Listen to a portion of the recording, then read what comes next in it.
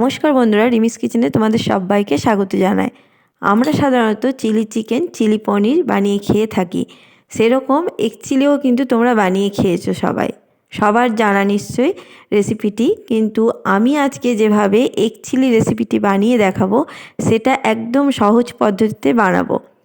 খুবই সহজ বন্ধুরা, একবার এইভাবে বানিয়ে দেখো বন্ধুরা। আশা করব পদ্ধতিটি তোমাদের খুব ভালো লাগবে। একদম ইউনিক পদ্ধতিতে বানিয়ে দেখাবো তোমাদেরকে। চলো দেখে নিই এগ চিলির এই রেসিপিটি। খুবই সহজ, খুবই কম সময় লাগে এই রেসিপিটি বানাতে, কোনো রকম ঝামেলাই লাগবে না। রেসিপিটি বানানোর জন্য প্রথমে আমি সসটা তৈরি করে নেবো।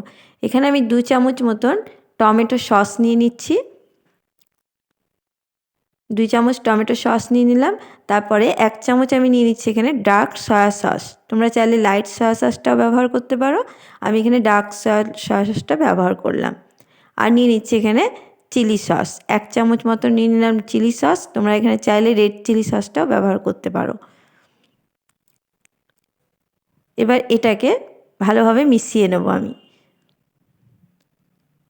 সমস্ত সসটাকে আমি ভালোভাবে মিশিয়ে নিচ্ছি। তো এটা আমার মেশানো হয়ে গেছে, দেখতেই পাচ্ছ ঠিক এরকম হয়েছে। এবার এটাকে আমি সরিয়ে রেখে দেব। তো চলো এটা আমি সরিয়ে রাখছি। এরপর আমি এখানে আরও একটা দেখো পাত্র নিয়ে নিয়েছি, তার মধ্যে আমি এখানে কর্নফ্লাওয়ারটা একটু গুলে রাখবো। তো একটা পাত্রের মধ্যে আমি এখানে 2 চামচ মতন কর্নফ্লাওয়ার নিয়ে নিচ্ছি। এবার এটাকে অল্প একটু জল দিয়ে আমি এটাকে গুলে নেব। সামান্য জল দিয়ে কর্নফ্লাওয়ারটাকে আমি গুলে নিচ্ছি। এগুলো প্রথমে রেডি করে রাখলে করতে কিন্তু সুবিধা হবে, তো আমি এগুলোকে রেডি করে রাখছি। তো দেখো এটাও আমি গুলে নিলাম।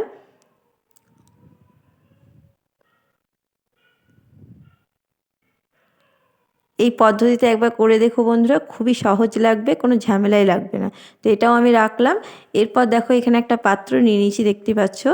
এরপর আমি এখানে 3টে ডিম নিচ্ছি। 3টে ডিমকে আমি এখানে ফেটিয়ে নেব।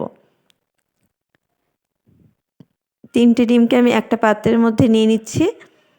3টে ডিমের জায়গায় কিন্তু তোমরা 2টো বা একটু বেশি পরিমাণেও কিন্তু নিতে পারো, 2টো বা 4টে যে কোনো নিতে পারো। তো 3টে ডিম আমি নিয়ে নিয়েছি, দেখতেই পাচ্ছ। এরপর এখানে দেখো নিয়ে নিচ্ছি স্বাদ মতন লবণ। এখানে স্বাদ মতন লবণ নিয়ে নিলাম।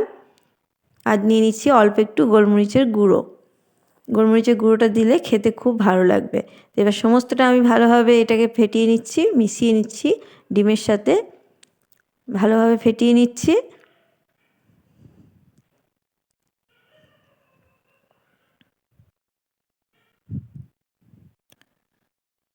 তো এটা আমার ফেটানো হয়ে গেছে, এটাও রেডি করে রাখলাম। এবার দেখো এইদিকে আমি গ্যাসের মধ্যে কড়াই চাপিয়ে দিয়েছি, অল্প একটু তেল নিয়ে নিলাম। আমি তেলটাকে ভালো করে স্ট্রেট করে নিচ্ছি। তেলটা স্ট্রেট করে নিলাম, তেল গরম হয়ে গেছে। এরপর আমি ডিমের গোলাটা আমি এখানে দিয়ে দিলাম। এবার ভালোভাবে আমি চারিপাশে ছড়িয়ে নেব।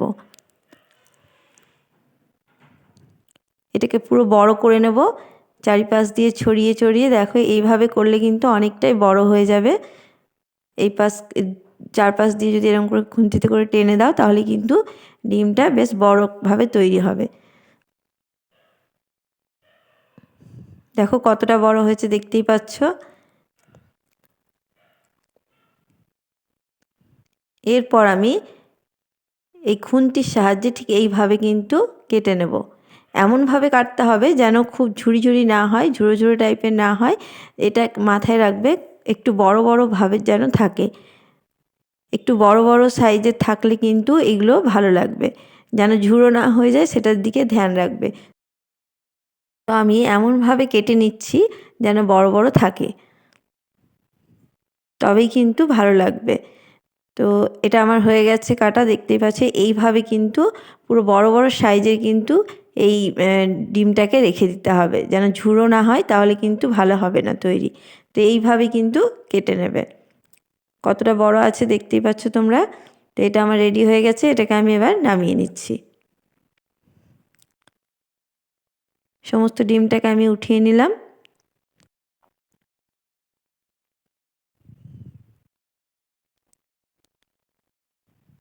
এরপর এর মধ্যে আরও একটু তেল আমি নিয়ে নিয়েছি। এবার এই তেলের মধ্যেই কিন্তু আমি আজকে রান্নাটা করব। তো তেলটা আমার গরম হয়ে গেছে। এরপর দেখো এখানে আমি কুচো করে ছোটো ছোটো করে কুচি করে নিয়েছি আদাটাকে ছোটো ছোটো করে কুচি করে নিয়েছি, সেটা দিয়ে দিলাম। তারপরে এখানে নিয়ে নিচ্ছি রসুন কুচি, রসুনটাকেও ছোটো ছোটো করে কুচি করে নিয়েছি, সেটাও দিয়ে দিলাম। আর নিয়ে নিয়েছি এখানে দেখো লঙ্কা, এখানে আমি লঙ্কাটাকে দু অর্ধেক করে চিড়ে নিয়েছি, সেটাকে আমি দিয়ে দিলাম। তোমরা চাইলে এখানে কুচি কুচি করেও দিতে পারো। এরপর এগুলোকে আমি ভালোভাবে নাড়াচাড়া করে নেব, খুব বেশি কিন্তু ভাজবো না, একটু নাড়াচাড়া করে নেব, হালকা ফ্রাই করব। তারপরে দেখো এটা কিন্তু হালকাভাবে ফ্রাই করে নিয়েছি, এটা কিন্তু আর ভাজার প্রয়োজন নেই। এরপর আমি এখানে দিয়ে দিচ্ছি ক্যাপসিকামটা দেখো বড় বড় করে কিন্তু কেটে নিয়েছি, সেটা দিয়ে দিলাম। এখানে প্রায় দুটো মতন ক্যাপসিকাম আছে, বড় বড় সাইজের দুটো ক্যাপসিকাম এখানে আমি দিয়ে দিলাম। এরপর দেখো পেঁয়াজ নিয়েছি, পেঁয়াজটাকেও কিন্তু বড় বড় পাপড়ি আমি ছাড়িয়ে নিয়েছি, পেঁয়াজের পাপড়িগুলোকে ছাড়িয়ে নিয়েছি, পেঁয়াজটাও দিয়ে দিলাম। দিয়ে ভালোভাবে কিন্তু এবার মিশিয়ে নেব। আর গ্যাসের আজকে হাই ফ্লেমে এটা করবে, হাই ফ্লেমে রেখে এটাকে ভালোভাবে আমি নাড়াচাড়া করে নিচ্ছি।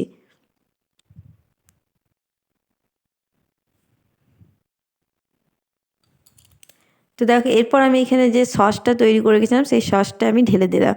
এরপর মিশিয়ে নেব এটার সাথে, ক্যাপসিকাম ও পেঁয়াজের সাথে ভালোভাবে এটাকে মিশিয়ে নিচ্ছি।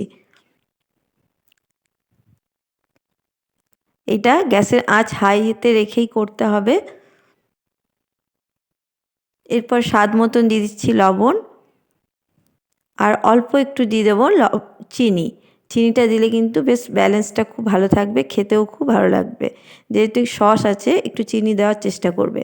তো এবার সমস্তটা দিয়ে এবার একটু নাড়াচাড়া করে নিচ্ছি। তার মধ্যে দিয়ে দিচ্ছি গোলমরিচের গুঁড়ো, হাফ চামচ মতন দিয়ে দিলাম গোলমরিচের গুঁড়ো। গোলমরিচের গুঁড়োটা দিলে কিন্তু টেস্টটা খুব ভালো আসবে। এবার সমস্তটা ভালোভাবে কিন্তু মিশিয়ে নিচ্ছি। এই এগ চিলিটা কিন্তু রুটি, পরোটা, নান বা ফ্রাইড রাইস সবের সাথে কিন্তু খুবই ভালো লাগবে খেতে।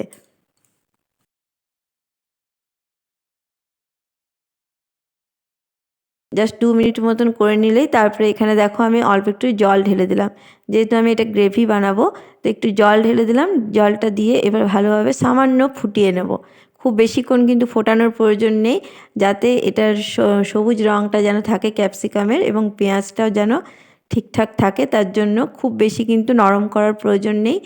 তো দেখো ফুটে উঠেছে। এরপর আমি এখানে যে ডিমটা ভালো করে ভেজে রেখেছিলাম সেই ডিমটা আমি এখানে দিয়ে দিলাম। এইরকমভাবে কিন্তু ডিমটা দিলে দেখতেই পাচ্ছ কতটা সুন্দর লাগছে। আর এই পদ্ধতিতে একবার বানিয়ে দেখো বন্ধুরা, তোমরা যেভাবে বানাও আমি জানি না, সেরকমভাবে আমি আজকে বানাইনি, আমি আজকে নিজের পদ্ধতিতে এইভাবে বানিয়ে দেখেছিলাম, খুবই ভালো কিন্তু হয়েছিল। একবার বাড়িতে অবশ্যই ট্রাই করো, এই পদ্ধতিটা তোমাদের কাছে খুবই সহজ লাগবে। তোমরাও কোনো সময় এইভাবে বানিয়েছো কিনা আমাকে অবশ্যই কমেন্ট বক্সে কিন্তু জানাবে। তো দেখো এটা একটু ফুটিয়ে নিচ্ছি, জাস্ট 1 মিনিট মতো ফুটিয়ে নিয়ে তারপরে এখানে যে কর্নফ্লাওয়ারটা গুলে রেখেছিলাম সেটাকে আমি এবার ঢেলে দিচ্ছি।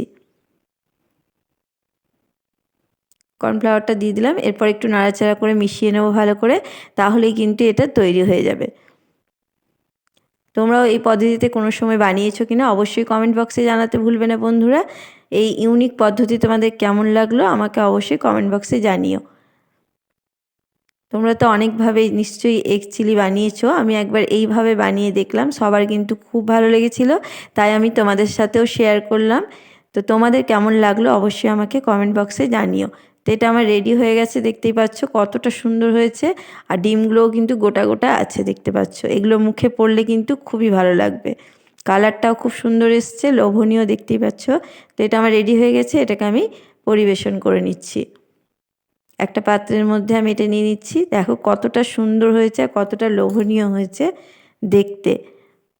তো এই রেসিপিটা তোমাদের কেমন লাগলো বন্ধুরা অবশ্যই আমাকে জানাতে ভুলবে না। আর এইভাবে একবার তোমরাও বানিয়ে দেখো, আশা করব তোমাদের কিন্তু খুবই ভালো লাগবে। আর এটা খুবই সহজ পদ্ধতি। যদি আমার রেসিপিটা তোমাদের ভালো লাগে বন্ধুরা অবশ্যই আমার পাশে থেকো, ভালো লাগলে অবশ্যই বন্ধুদের সাথে শেয়ার করবে বন্ধুরা। আশা করব তোমাদের রেসিপিটা ভালো লেগেছে।